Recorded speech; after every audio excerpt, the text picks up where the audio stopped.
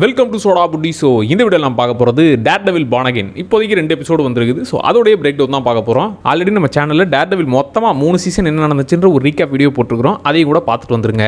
அதெல்லாம் எதையுமே பார்க்காம டேர்டெவில் பார்ன் அகைன் சீரிஸை நான் ட்ரை பண்ண போகிறேன்னா நாங்கடா சூப்பர் ஹீரோன்னு சொல்லிட்டு பேசிக்கிட்டே இருக்கீங்க அப்படிங்கிற ஒரு ஃபீல் தான் வரும். மொத்தமாக டேர்டெவிலை பற்றி எல்லா ஐடியாவும் உங்களுக்கு கிடச்சி அதுக்கப்புறம் இந்த சீரிஸ் பார்க்கும்போது நல்லா ஸ்டார்ட் பண்ணிருக்காங்கல்ல அப்படிங்கிற ஒரு ஃபீல் வரும். ஸோ நம்ம சேனலில் ரீகேப் கூட இருக்குது. அதையும் பார்த்துட்டு கூட அப்படியே பார்ன் அகைன்குள்ளே வலது காலத்தை வச்சு உள்ளே வாங்க. ஃபஸ்ட்டு அப்படியே அந்த பில்டிங்கை காட்டிவிட்டு நியூயார்க்கோட ஹெல்ஸ் கிச்சனை காட்டி முடிச்சுட்டு நம்ம மேட் மோடாக், நெல்சன், கரன் இவங்க 3 பேர்கிட்ட வராங்க. அதுவும் அங்கே ஓரமாக பார்த்தீங்களா அவங்க பேரில் கடையை ஓப்பன் பண்ணிட்டாங்க. சீசன் 3யோட எண்டிங்கில் அதை பாருங்கள், இப்படி ஒரு ஐடியா இருக்குது, கடையை ஓப்பன் பண்ணலாமான்னு கேட்டிருப்பாரு. அதை செஞ்சு விட்டார். பழைய மெமரிஸ் அப்படியே பேசிட்டு வரும்போது நம்ம ஹீரோ டைரக்டிவான செரி வந்து இப்போ ரிட்டையர் ஆக போறாரு, கஷ்டமா இருக்குதுப்பா அப்படின்னு அவர் சொல்ல, அது கூடவே கரணும் 2 வருஷத்துல கிட்டத்தட்ட 30% எல்லாரும் வேலையை விட்டே போறாங்கடா, போலீஸ் வேலையை வேணாம்னு அப்படின்னு கணக்கெடுப்போட சொல்றாங்க. கிட்டத்தட்ட ஆட்டோக்காரங்க விசஸ் ராபிடோ சண்டை மாதிரி தான். எல்லா சூப்பர் ஹீரோஸ் வந்துட்டானுங்க, அவனுங்களே மொத்தத்தையும் பாத்துக்கிறாங்க. போலீஸ்க்கு என்ன வேலை இருக்குது? அதனால போலீஸ்க்கு எப்ப பார்த்தாலும் விஜிலண்டிஸ் மேல ஒரு வெறுப்பு இருக்கத்தான் செய்யுது. அதே தான் இந்த டைரக்டிவ் செரியுமே கன்ஃபார்ம் பண்றாரு. அங்க பாரு ஒருத்தன் வெள்ள சொக்கா மாட்டிக்கிட்டு எல்லாரையும் வெளுத்து வாங்கிட்டு இருக்கான், மொத்த நல்ல பேரையும் அவன் தூக்கி சாப்பிட்டு போடுறான், போலீஸ்காரங்களுக்கு எங்க நல்ல பேர் இருக்குதுன்னு அப்படியே வெறுப்போட சொல்றாரு. பிகாஸ் இவங்க திருடனை பிடிச்சா அதுக்கு தானே வாங்குற சம்பளம், உன் வேலையை தானே செய்யறேன்னு சொல்லுவாங்க. அதுவே ஹீரோஸ் அடிச்சு போட்டு காப்பாத்தினா தலைவரே அப்படின்னு இவங்க ஓவரா பொங்குவாங்கன்னு புலம்புறாரு. இது வழக்கமா நம்ம நெல்சனும் மேட் மோடாக்கும் ஜாலியா சரக்கு போடுற இடம். இப்போ இந்த பார்ல ஜெஸ்ஸியும் நீ வேலையை விட்டு போறல உனக்கு ட்ரீட் அப்படிங்கிற மாதிரி சரக்க ஃப்ரீயாவே கொடுத்து இவருடைய ரிட்டையர்மெண்ட்டை செலிப்ரேட் பண்றாங்க. இப்போ இன்னொரு அட்வொகேட் நெல்சன் கிட்ட அப்படியே லைட்டா கடலை போடுற மாதிரி ஸ்டார்ட் பண்ணி கேஸ் விஷயத்துக்குள்ள வராங்க. ஆமா பென்னி கேஸ் விசாரிக்கிறியா, அது என்ன கதை அப்படின்னு கேட்கும்போது சொல்ல மாட்டா சீக்கிரட்டா விசாரிச்சுட்டு இருக்கேன்னு அவர் கொஞ்சம் மழுப்புறா அப்படி. பட் அதுக்கப்புறம் நெல்சனே கொஞ்சம் லைட்டா கடலை போட ஸ்டார்ட் பண்ண நம்மளால தான் தூரத்துல இருந்து கேட்பார்ல, அதை கேட்டு மனுஷன் லவ் மூட்ல லைட்டா கடலை போட ஸ்டார்ட் பண்ணிருக்கான்ற மாதிரி அதை சொல்லி இவங்க சிரிச்சுக்கிறாங்க. அப்ப ஆக்சுவலா விளையாட்டா சொல்லுவாங்க, அவனை போய் காப்பாத்தலாம்பா, ரெஸ்கியூ பண்ணலாம்பான்னு சொல்லுவாங்க. அங்க விளையாட்டா சொன்னது இன்னும் கொஞ்ச நேரத்தில் நடக்க போகுதுன்னு அப்ப புரியல. இவர் தனியா போன் எடுத்துட்டு போகவும் ஏதோ ஒரு வில்லங்க ஸ்டார்ட்றான்ற மாதிரி தூரத்துல இருந்து என்ன நடக்குதுன்னு கேட்டுக்கிட்டு இருந்தா அங்க யாரோ ஒருத்தன் பதட்டமா பேசிட்டு இருக்கான். பென்னி பயப்படாத, நான் வந்துடுறேன். அங்க பென்னி என்ன சொல்றான்னா, வீட்டுக்கு கீழே யாரோ வந்திருக்காங்க, எனக்கு பயமா இருக்கடா, சீக்கிரம் நான் பக்கத்துல தான் இருக்கேன், வந்துடுறேன் அப்படின்னு போது தான் ஏதோ பிரச்சனை எனக்கு வந்துருச்சுன்னு அப்புறம் வந்து கேட்கும் போது தான் இல்ல நான் பென்னி கேஸை விசாரிச்சுட்டு இருக்கிறேன் அப்படின்னா, ஏன்டா நீ என்னடா தனியா சீக்கிரட்டா வேலையை பார்த்துக்கிட்டு இருக்குன்னு இவங்களுக்குள்ள முட்டிக்குது, காலை கட் பண்ணாத என்ன நடக்குதுன்னு நான் போய் பார்த்துருன்னு அப்படியே டேர்டெவில் சூட்ல தலைவன் தாறுமாறா என்ட்ரியை கொடுக்குறா. அப்படி இங்க பாத்தீங்களா ஈயவே இறக்கம் இல்லாம கொண்டுகிட்டு இருக்கான். எஸ் புல்சையோட என்ட்ரி. இவன் வச்சக்குரிய என்னைக்கும் மிஸ் ஆகாது. அது இல்லாம ஈனு கூட பார்க்காம இறக்கலாம் இல்ல, வெறித்தனமான கோவத்துல அதையே விட்டு வைக்க மாட்டான். இவன் தான் நம்ம சீசன் 3ல வில்சன் ஃபிஸ்கே பார்த்து மிரண்டு போயிட்டு ஆஹா செம்ம ஸ்கில் இருக்குதுன்னு சொல்லி இவன் பாஸ்டர்ல இருக்கிற பிரச்சனையை வச்சு இவனை பிரெயின் வாஷ் பண்ணி டேர்டெவில் சூட்லாம் கொடுத்து அடிக்க ஆரம்பிச்சாரே அவனே தான். அதில் முதுகிலும்லாம் உடஞ்சி போய் கடைசியில் ஆப்ரேஷன்லாம் நடந்து சரியாயிட்டு வந்திருப்பான். வில்சன் ஃபிஸ்கை காப்பாற்றும் போது ஒருத்தனை விடாம ஒரு குறி கூட மிஸ் ஆகாம எல்லாரையும் போட்டு தள்ளுற பார்த்து அவரே மறந்துருப்பாரு. ஃபோன் காலை டேர்டெவில் கேட்டுக்கிட்டே இருக்கும்போது அங்கே பென்னி சொல்றான்,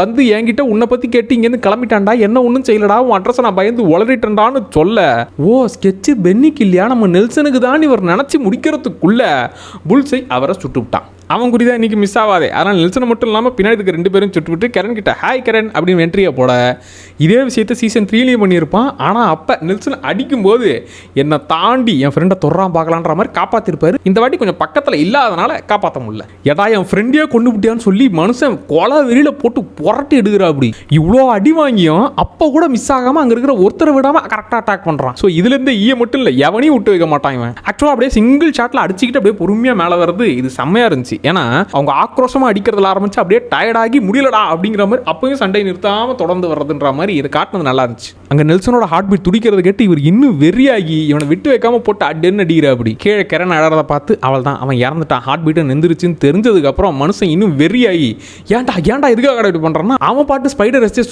மாதிரி சைக்கோத்தரமா சீரான். ஆக்சுவலா இப்ப டேர்டெவில் போட்டு கும்மி எடுத்தது புல்சையை மட்டும் இல்ல, 3 சீசனா பார்த்த ஒரு கேரக்டரை மொதல் எபிசோட்லயே போட்டு தள்ளிக்கணும்னா நம்ம கோவத்தையும் சேர்த்து வச்சுதான் ஒரு புலகிறாரு. ஸோ இங்க பென்னி கேஸை கையில் எடுத்து பெருசா ஏதோ மாட்ட போறாங்கன்றதுனால நெல்சனை போட வரல. அப்படின்னா பென்னியும் போட்டு தானே இங்க வந்திருப்பான். அவங்ககிட்ட வெறும் அட்ரஸை மட்டும் கேட்டு வந்திருக்கான்னா வேற யாரோ ஸ்கெட்ச் போட்டு குத்துருக்காங்க, கொடுத்த வேலையை நம்மால் முடிச்சு விட்டார்ல. ஸோ அந்த சந்தோஷத்துல இவரும் இருக்க அங்க நெல்சனே செத்துறான், தக்காளி நீ எதுக்குடான்னு சொல்லி தள்ளி விட்டுறா. அப்படி இப்ப செரிக்கு நீ தான் டேர்டெவிலடா அப்படிங்கிற விஷயமும் தெரிஞ்சிருச்சு. பட் உடஞ்ச இடத்தை பார்த்து அவரும் எதுவும் ஒன்றும் பேசாம இருக்கிறாரு. இங்க கீழே விழுந்தவன் ஒரேடியா மேலே போயிருப்பான்னா அந்த கவுனாட்டி இன்னும் சாகவும் இல்லை. ஸோ இந்த ட்ரெய்லர்ல காட்டின இந்த ஷாட் மாஸ்க் அப்படியே கீழே விடுது. இந்த சூட்டும் தேவையில்ல, எதுவுமே தேவையில்லடா, பாஷா வேணாம், இந்த பாம்பே வேணாம் அப்படிங்கிற மாதிரி டேர்டெவில் மொத்தமா வேணாங்கிற முடிவுக்கு இந்த சம்பவம் தான் காரணமா இருக்கு. இப்போ போடுறாங்க சார் டைட்டில் கார்டை. ஆக்சுவலாக அந்த டைட்டில் கார்டில் எல்லாமே அப்படியே உடஞ்சு போயிட்டு இருக்கும். இவங்க 3 பேரா ஆரம்பித்த விஷயம் அதுவும் உடஞ்சிருச்சு.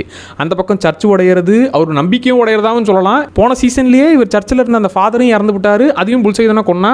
ஸோ அதுவும் காலி. அதுக்கப்புறம் சட்டத்தின்படி தான் தண்டிக்கலாம்னா ஆக்சுவலாக இந்த சீசனில் மேயர் ஆக போகிறது வில்சன் ஃபிஸ்க்கு.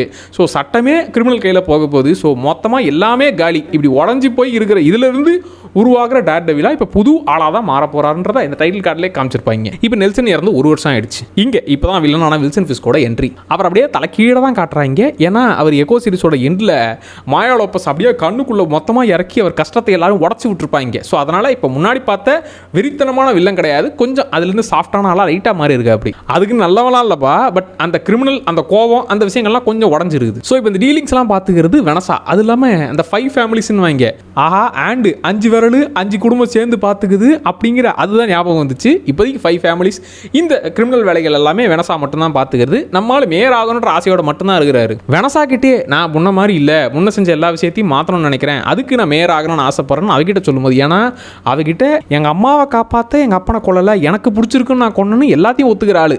ஸோ அவரே வெனசா கிட்ட கொஞ்சம் சொல்லும் போது லைட்டாக அந்த வில்லத்தனம் கொஞ்சம் கம்மியாயிடுச்சுன்ற ஃபீல் தான் வருது. ஒன்று எக்கோ சீரிஸோட எண்டில் இவருடைய மொத்த அந்த ட்ராமாவையும் உடச்சி விட்டதுனால இந்த முடிவுக்கு மாறி இருக்கலாம். அது இல்லாமல் அவளே சொல்லுவா, பொண்ணு மாதிரி பார்த்த ஒருத்தியே இங்கே பாரு எனக்கு இனிமேல் கிரிமினல் வாழ்க்கையே வேணாம், நான் அந்த வாழ்க்கைக்குள்ளே வரமாட்டேன் அவ சொல்லி அதுலேருந்து மாறி இருப்பா. சரி நாமளும் கிரிமினல் வாழ்க்கையை விட்டு வெளியே போகலாமே, ஒருவேளை மேயர் ஆகிட்டா நம்ம பதவிக்கு போய் நல்லது செஞ்சால் அவளும் திரும்ப கிடைப்பா.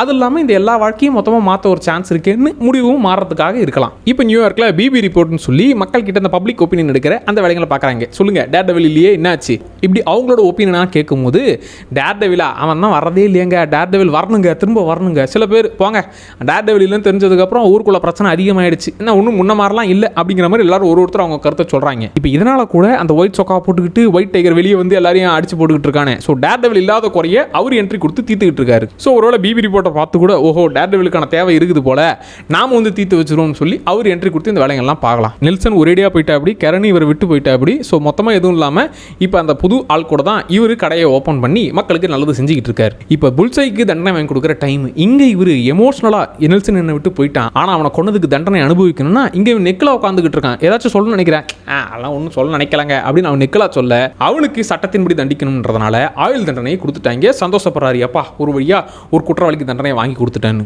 ஸோ இதுதான் பனிஷருக்கும் நம்ம டேர்டெவிலுக்கும் உள்ள வித்தியாசம். பனிஷருக்கு அவருடைய ஃபேமிலி காலியானது எந்த கிரிமினல் உலகத்தில் இருக்கக்கூடாதுன்னு எல்லாரும் சுட்டு தள்ளிட்டு இருந்தாரு.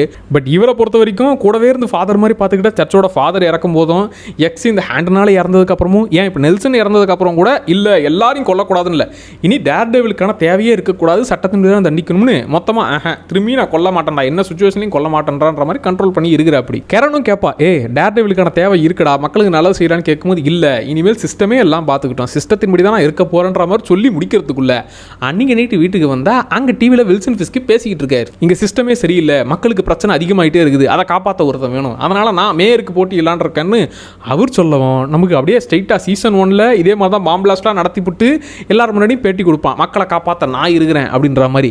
அதே மாதிரி தான் சீசன் 3ல் ஜெயிலேருந்து வெளியே வந்துட்டு மக்களுக்கு சேவை செய்ய நான் இருக்குன்ற மாதிரியே வேணுன்ட்டே பேசுவான்.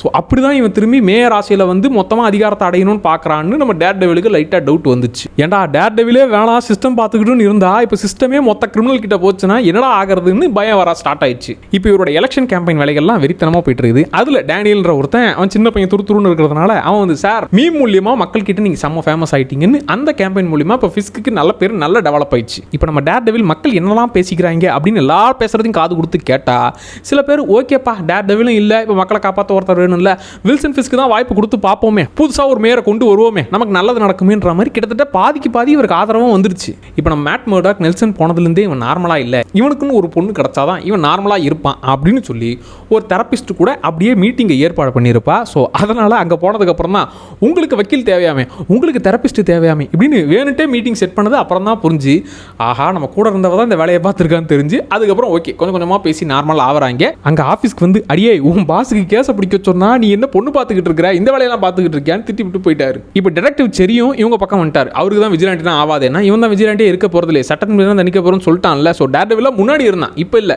ஸோ அதனால் இவனுக்கு சட்டத்தின்படி ஹெல்ப் பண்ணணும் அப்படிங்கிறதுனால இப்போ அவரும் ரிட்டையர் ஆகிட்டாரு. ஸோ இவங்க கூட சேர்ந்துக்கிட்டாரு. ஒரு பக்கம் வில்சன் ஃபிஸ்க்கு ஒரு லைவ்லையும் இங்கே பாருங்க விஜிலாண்டிஸ்ன்றவங்க கேன்சர் மாதிரி நம்ம ஊரியா அழிச்சிக்கிட்டு இருக்காங்க, அதுக்கான ட்ரீட்மெண்ட் தான் நான் அப்படிங்கிற மாதிரி சொல்லி சொல்லி விஜிலாண்டிஸ் மேலே வெறுப்ப மக்கள்கிட்டையும் கொண்டு போய் சேர்த்துக்கிட்டு இருக்கான். இப்போ வில்சன் ஃபிஸ்க்கும் மேட் மர்டாக்கும் மீட் பண்ணுற சீன் அங்கே சைடில் ஒன் வே அப்படின்னு போட்டிருப்பாங்களா, ஒரே வழி இப்போ 2 பேரும் கிட்டத்தட்ட ஒரே வழியில் தான் இருக்காங்க. இவனுக்கும் பழைய பாஸ்ட் வேணாம், டேர்டெவில்ன்ற விஷயமே வேணாம், இவருக்கும் கிங் பின்னா வேணாம்பா, நான் மேயர் ஆனா போறேன்னு கிட்டத்தட்ட 2 பேரும் ஒரே வழியில் இருக்காங்கன்னு சும்மா சைடில் சிம்பாலிக்காக சொன்ன மாதிரி ஃபீல் ஆச்சு. ஆக்சுவலாக இந்த மீட்டிங்கில் தான் 2 பேருக்கும் அப்படி வெறித்தனமான கோவம் அப்படின்லாம் இல்லாமல் உட்காந்து நார்மலாக பேசுகிறாங்க. இவர் ஓப்பனிங்கே சொல்லிடுறாரு, தவிர நெல்சனை கொள்றதுக்கு எனக்கு எந்த ஒரு அவசியமும் இல்லை, நான் அந்த வேலையே பார்க்கல, நான் மேயர் ஆகணும் தான் ஆசைப்படுறேன் அவரும் சொல்கிறாரு.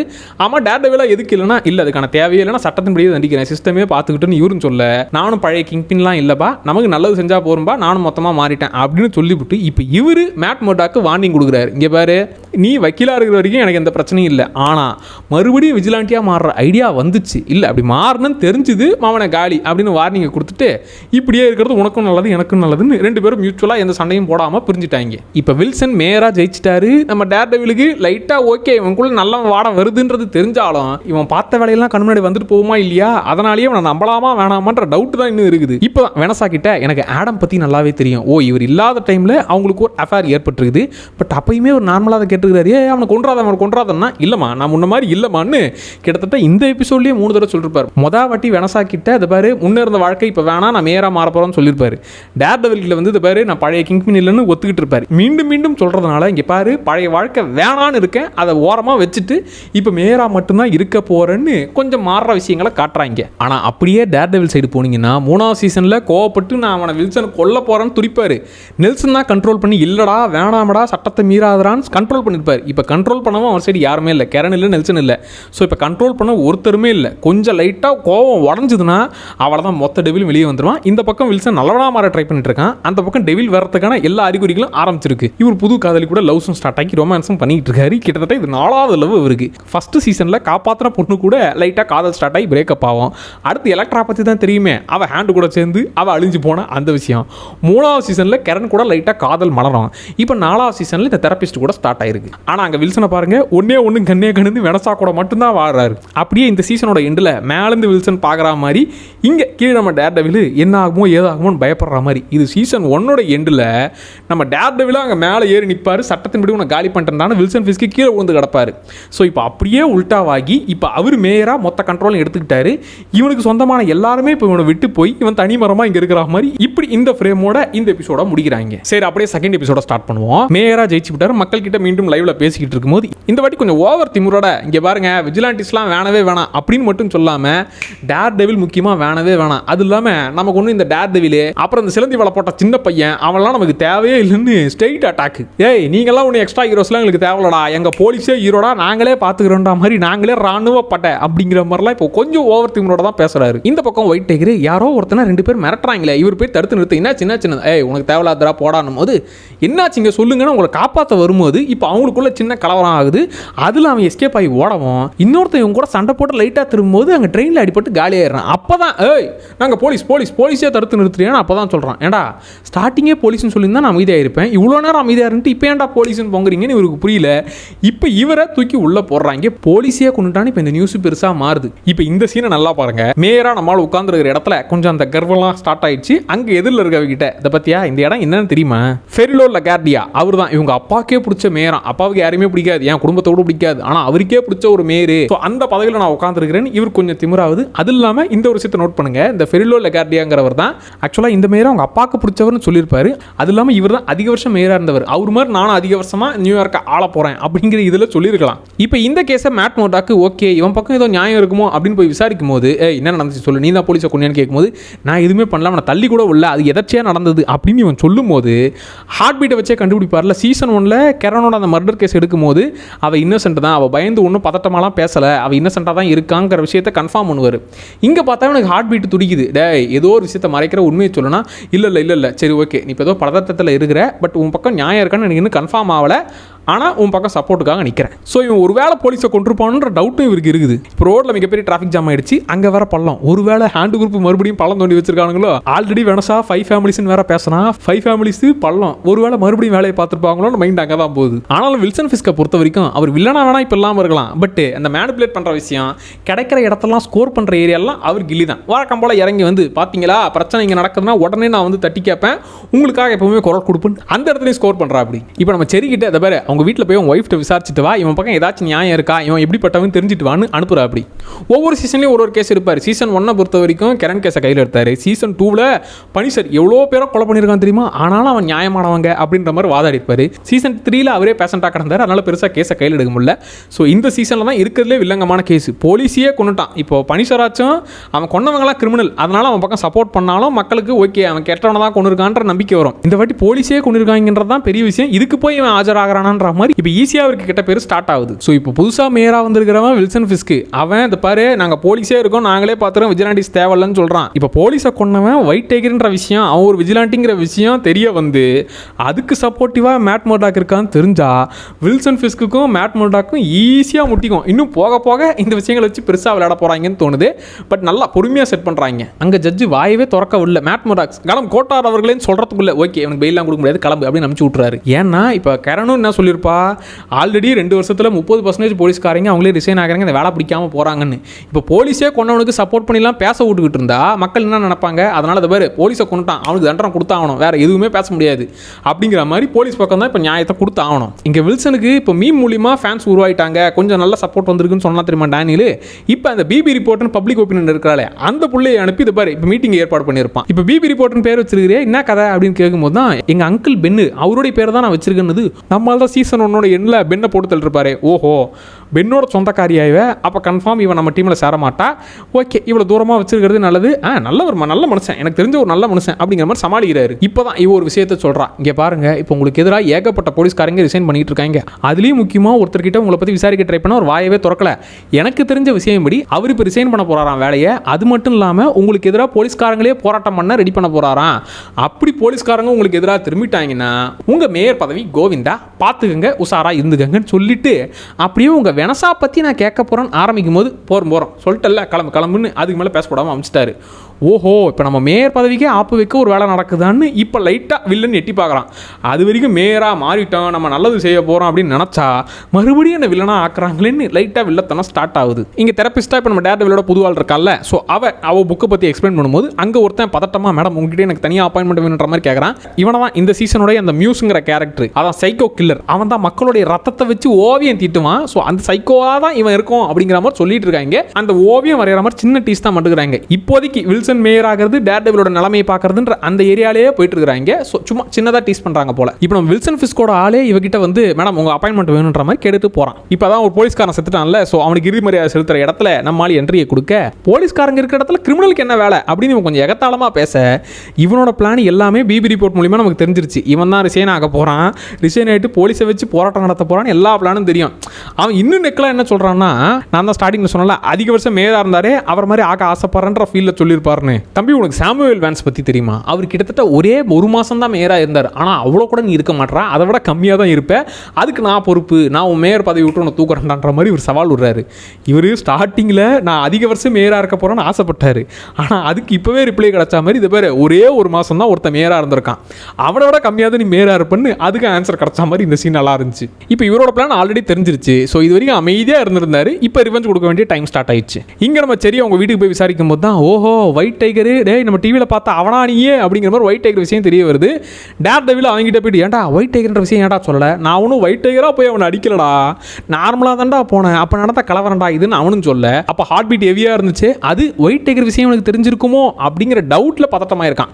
ஸோ இவன் வந்து நல்லா வந்தான், இவன் போலீஸை கொல்லலை, அப்போ போலீஸே சில வேலைகள் பார்க்குறாங்க அப்படிங்கிற விஷயம் இப்போ தெரிய வருது. ஒயிட் டைகரை காப்பாற்றணும்னு நினைக்கிறா. அப்படி இப்போ இவர் நான் தான் உன்னை 1 மாதம் கூட மேயராக இருக்க மாட்டேன்னு திமுறா சவால் விட்டார்ல, அவர் ஆஃபீஸ்க்கே வந்து நான் ரிசைன் பண்ண போகிறேன்பா அப்படின்னு சொல்லவும் டக்குன்னு பார்த்தா இவனோட பையன் ஃபோட்டோ.